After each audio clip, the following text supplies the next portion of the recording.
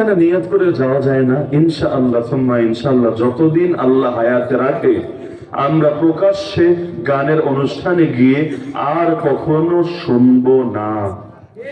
ইনশাআল্লাহ বলেন ইনশাআল্লাহ। কারণ ওই অবস্থায় যদি মরণ হয়, আজকে হয়েছে, আজকে একদিকে গান চলছে, তুমুল ভঙ্গিতে নৃত্য চলছে, ওই টাইমে ভূমিকম্প শুরু হয়েছে। যদিও মরে নাই, বেঁচে গেছে, কিন্তু এমন রেকর্ড পৃথিবীতে বহুত আছে, ওই নাচতে নাচতে হার্ট স্ট্রোক করে মারা গিয়েছে, নাচতে নাচতে ওখান থেকে পড়ে গিয়ে মারা গিয়েছে। মরণ যে কোনো সময় আসতে পারে। আল্লাহর ওয়াস্তে গান ভাই কি গুনাহ? সগীরা গুনাহ না কবিরা গুনাহ? সগীরা গুনাহ না কবিরা গুনাহ? সবাই বলে লাগবে, সগীরা গুনাহ না কবিরা গুনাহ? কবিরা গুনাহ মানে ছোট গুনাহ না বড় গুনাহ? জাহান্নামে যেতে কয়টা কবিরা গুনাহ লাগে? কয়টা লাগে? কয়টা? একটা হলেই চলে। সুতরাং আপনি নামাজ পড়েন, রোজা রাখেন, সব ঠিক মাশাআল্লাহ, খালি গান বাজনাটা ছাড়তে পারলেন না, বাকি সব ঠিক।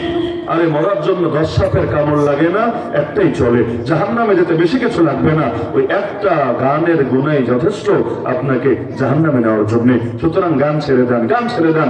গানের চাইতে বেশি মজা আছে কোরআনে।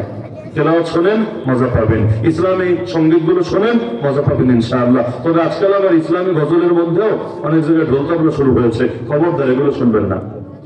না হলে তো একই হলো, নতুন নতুন বোতলের মধ্যে পুরান মদই আসলো, পুরান বউ নতুন শাড়ি পরে সামনে হাজির হলো। এজন্য বাদ্যযন্ত্রকে 3 তালাক। বাদ্যযন্ত্রকে কয়টা? একটা দুইটা না, মানে যে আবার পরে আবার ফিরে আনবেন না। বাদ্যযন্ত্রকে কয় তালাক? 3 তালাক। মানে তো বিচ্ছিন্ন হয়, বাদ্যযন্ত্র থেকে আমরা বিচ্ছিন্ন। হলুদ কার্ড না, একদম লাল কার্ড। রাজি আছেন? রাজি আছেন? আল্লাহ সবাইকে তৌফিক দান করুন। জাযাকুমুল্লাহু খাইরান।